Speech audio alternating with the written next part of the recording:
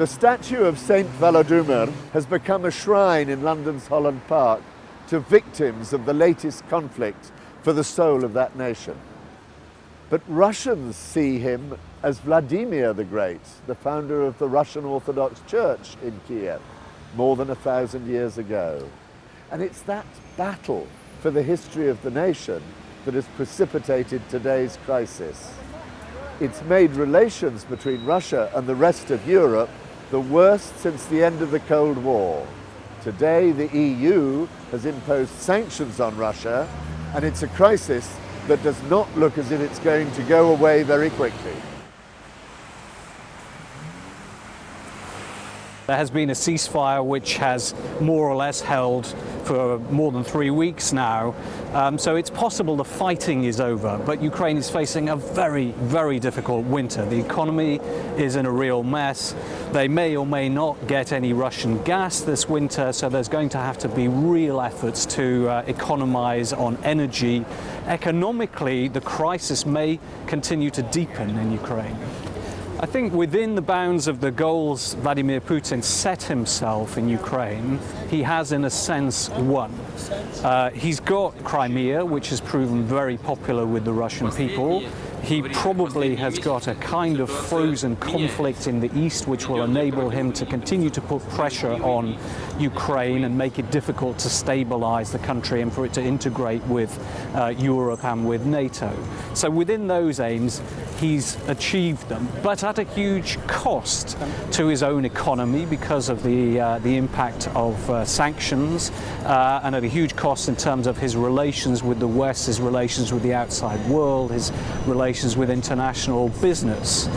He's very afraid of democratization in Ukraine because that would isolate Russia even more as an autocratic and corrupt government. So he is, I think, having a very short-term policy. And if you look at it in terms of costs, the cost is huge.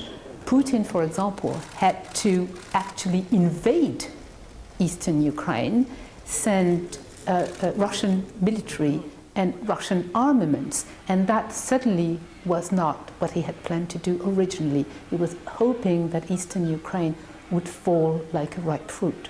One of the miscalculations that Moscow has made, and President Putin is probably himself, is that the Russians thought that they would be welcomed in Ukraine with open arms, and this has not been the case.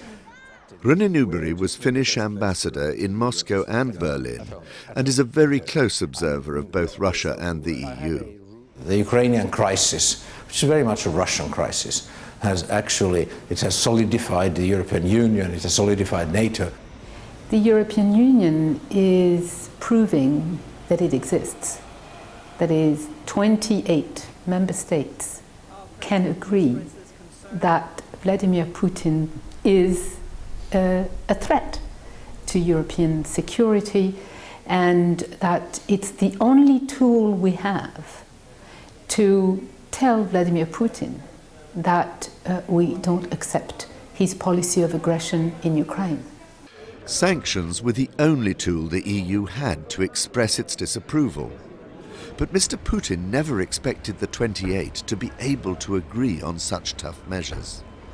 The decision was in the end unanimous, but Pierre Vimont, Brussels' top diplomat, admits it wasn't easy. We are facing now the prospect of these sanctions hurting deeply some of the member states at the moment when they're facing big difficulties in their own economic situation.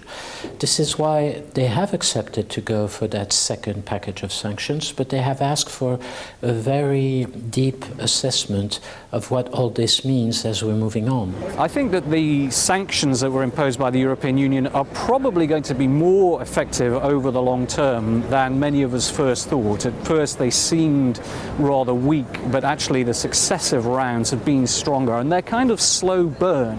What they will do is make it much more difficult, for example, for the Russian oil industry to develop in the future, to build up production from frontier areas which Russia will need to sustain its oil output in coming years.